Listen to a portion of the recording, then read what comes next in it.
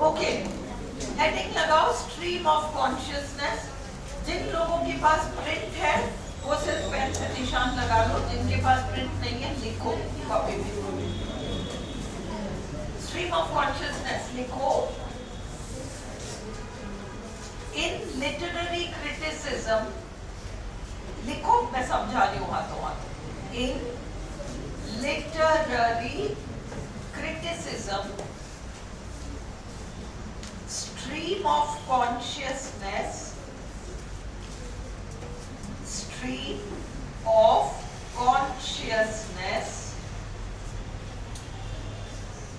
is a narrative mode, is a, ये first point है आपका, is a narrative mode, NARRATIVE,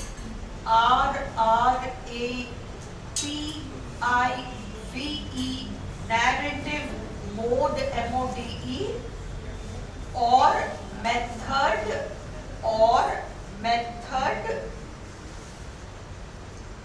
that depicts DEPICTS, तुम लोग narrator तक निशान लगा दो, depicts the multitudinous का मतलब बहुत अधिक, MULTI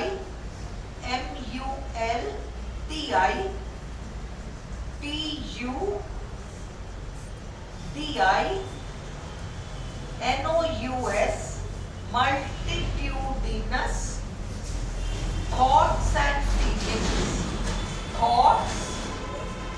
thoughts and feelings which pass through the mind of a narrator,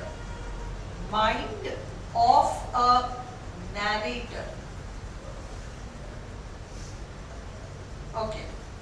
अब तुम कल्पना करो कि दोपहर को 2 बज रहे हैं और तुम सो रहे हो, गर्मी के दिन है, तुम कूलर चला के आराम से सो रहे हो, और नहीं, लाइट नहीं गई, तुम्हारी चाची आ गई दरवाजे पे, ओके, या कोई पड़ोसी आ गया, पड़ोसन आ गई, somebody, एंड अब आप मजबूर हो जाते हो उठकर और बाहर जाने को। अब तुम्हारे मन में तो कुछ और ही चल रहा है, गुस्सा आ रहा है, निकाय को ये आ गई अभी, है ना, कुछ भी नहीं सोती, मुझे भी नहीं सोने देती, तुम दरवाजा खोलते हो, तुम्हारे अंदर बहुत सारा कुछ चल रहा है, पर तुम उसको कहते हो अरे आओ ना बैठो, है ना। अब अगर तुम देखो तो मुंह से कुछ और निकल रहा है और अंदर एक डायलॉग चल रहा है जो बिल्कुल इसके ऑपोजिट है। ऊपर से तुम एक डायलॉग बोल रहे हो, अंदर कुछ और ही डायलॉग चल रहा है, ओके। इस स्ट्रीम ऑफ कॉन्शियसनेस को इंटीरियर मोनोलॉग कहते हैं। इंटीरियर मोनोलॉग का मतलब वो जो कि मन में चल रहा है, जिसको आप शायद बाहर नहीं बोलोगे, पर सपोज वो भी कोई सुन पाता जो अंदर चल रहा है, आप बाहर से भी ऐसे बोल रहे हो और अंदर जो बोल रहे हो वो भी वो सुन पाता, तो उस व्यक्ति के लिए बड़ा मुश्किल हो जाता समझना कि इसमें सच्चाई कौन सी है, क्योंकि दोनों बातें आ रही हैं, ये भी बोल रही है और ये भी सुनाई पड़ रहा है, तो सामने वाले के लिए बड़ा कंफ्यूजिंग है समझना कि इन दोनों में से एक्चुअली सच क्या है। और अगर ये पूरे नॉवेल में चले तो पढ़ने वाले को तो समझ भी नहीं आए कि इसके अंदर क्या अंदर चल रहा है, क्या बाहर बोल रहा है, क्योंकि राइटर हमें ये नहीं बता रहा कि ये चीज तो ये सोच रहा है और ये चीज ये बोल रहा है। राइटर ने तो दोनों चीजों को शामिल कर दिया। अब आप छांटते रहो कि अंदर क्या चल रहा था और मुंह से क्या निकला है। ये स्ट्रीम ऑफ कॉन्शियसनेस है, अंडरस्टूड। कई बार क्या होता है, ये तुम में से कईयों के साथ घर पे जनरली एक आध कोई रिश्तेदार ऐसा होता है, जनरली कोई बुजुर्ग या somebody like that, आपके पास तो टाइम ही नहीं है, आपको तो फटाफट बात करके अभी चलना है, और वो क्या है, बात करना शुरू कर दें तो वो बात खत्म ही होने का नाम नहीं लेती, चलती रहती और आप वो कर रहे हो और आप घड़ी भी देख रहे हो और आपको आना भी है, सब कुछ है, और वो काफी सारी बातें रेलेवेंट होंगी, काफी गैर रेलेवेंट है, मतलब ही नहीं। आपको लगता है यार ये सब क्यों बता रही है मुझे। मैंने कब पूछा कि इसकी बहू ने इसको क्या कहा और फिर क्या वो है ना, मैंने थोड़ी पूछा था, मैं तो इसको कुछ और ही बोलूं, चाबी ले लो भाई, मेरी बेटी है कि उसको चाबी दे देना, इतना सब लेके चुपचाप चल जाती, वो शुरू हो गई। अब वो प्लस माइनस सारा चल रहा है, ये सारा स्ट्रीम ऑफ कॉन्शियसनेस है, जो मन की वो सारी भड़ास है वो भी, और फिर जो एक्चुअली बाहर बोला जाता है, everything is stream of consciousness. ये 20th सेंचुरी में जब साइकोलॉजिकल नॉवेल्स आए तब इस स्ट्रीम ऑफ कॉन्शियसनेस ने जोर पकड़ लिया। ओके, तो now in literary criticism stream of consciousness is a narrative का मतलब ये कहानी, मोड और मेथड, ये एक ऐसा तरीका है that attempts to, अगर attempts नहीं लिखा है मैंने कोई बात नहीं, to depict, दर्शाने के लिए the multitudinous thoughts and feelings, multitude ढेर सारे thoughts and feelings which pass through the mind of a narrator, जो कहानी सुनाने वाले के मुंह से निकल रही हैं। कई तो बातें कॉन्शियसली निकल रही हैं, कई बातें अनजाने में निकल गई, अनकॉन्शियसली निकल गई। Next point, the term was coined, C-O-I-N-E-D, the term was coined, C-O-I-N-E-D, मतलब सबसे पहले बनाया गया by Daniel Oliver, D-A-N-I-E-L, Daniel Oliver, O-L-I-V-E-R, in 1840,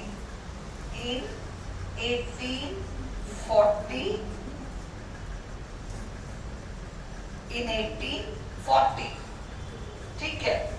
कौन सी रचना में इन्होंने बनाया ये टर्म, डैनियल ऑलिवर ने?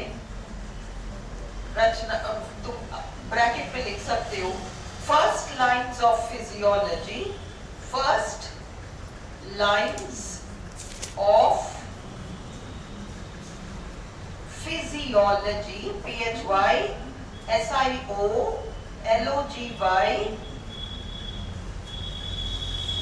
ऊपर नीचे दो dot, designed, DESIGNED, designed for the use of students of medicine,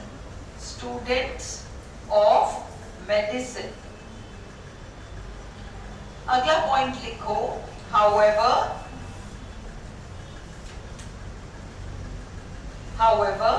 the term is commonly credited,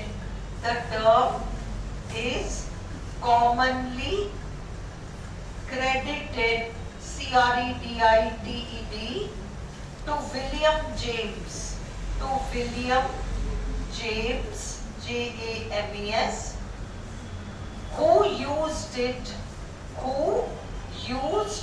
it in 1890 in his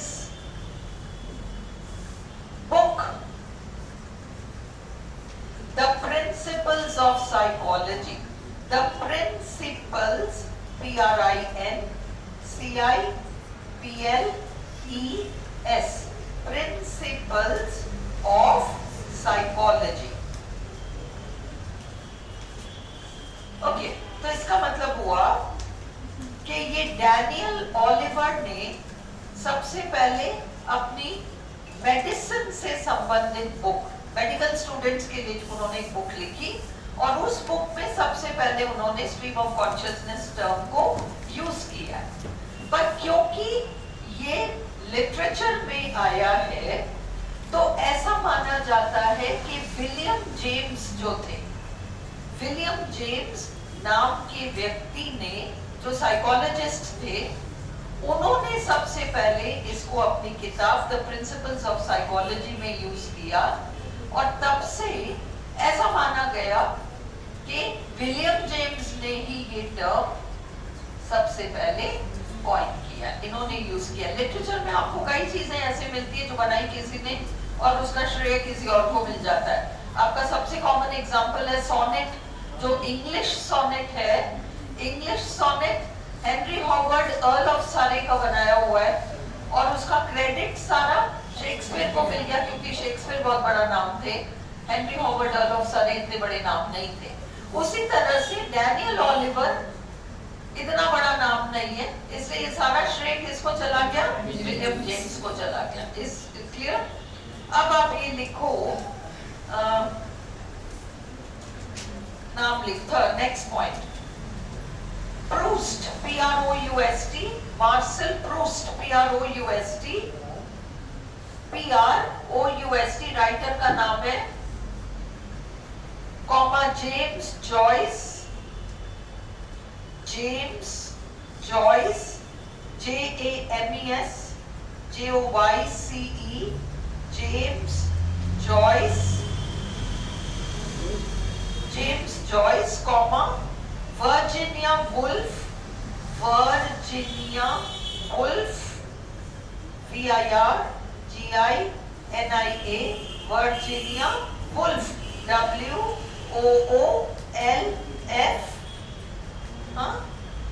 Virginia Woolf used the SOC, stream of consciousness, used the stream of consciousness in their novels,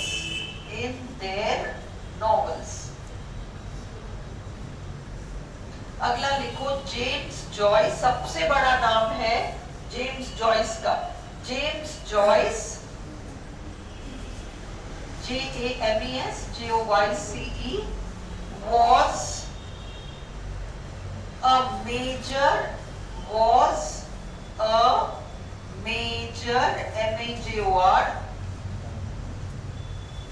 pioneer, P-I-O-N-E-E-R,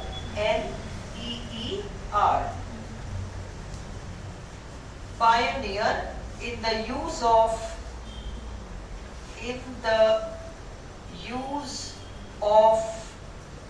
SOC. Okay, और अगली line में लिखो James Joyce का कि कौन से works हैं। Ulysses, U-L-Y-S-S-E-S, Ulysses, U-L-Y-S-S-E-S, Ulysses was published in 1922, was published in 1922।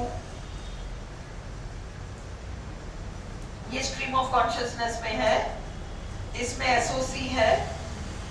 और दूसरा देखो, a portrait of the artist as a young man, a portrait, P-O-R-T-R-A-I-T, a portrait of the artist as a young man,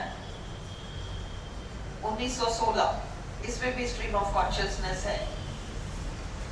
Virginia Woolf का Mrs Dalloway, Virginia Woolf का, Virginia Woolf का Mrs Dalloway, D-A-L-L-O-W-A-Y, Dalloway, Mrs Dalloway, comma, उन्हीं का to the lighthouse, उन्हीं का to the lighthouse, to the lighthouse, ये भी आपका स्ट्रीम ऑफ कॉन्शियसनेस में है।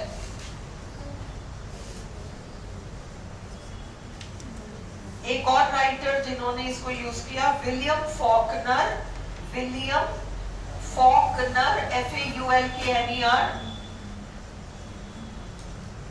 In the sound and the fury, novel का नाम है ये। लाइट हाउस भी नॉवेल का नाम है, मिसेस डैलोवे भी नॉवेल का नाम है, साउंड एंड द फ्यूरी भी नॉवेल का नाम है, यूलिसिस भी नॉवेल का नाम है, portrait of the artist as a young man भी नॉवेल का नाम है। ये सारे के सारे आपके SOC में है और 1929 का नॉवेल है ये, sound and the fury. To the lighthouse 1927, Mrs Dalloway 1925। आपसे RPSC वैसे ये नहीं पूछेगी, इयर्स वर्ड्स नहीं पूछेगी, नॉवेल्स के नाम आपको पता होना चाहिए। क्लियर? This is enough. बंद कर दो इसको।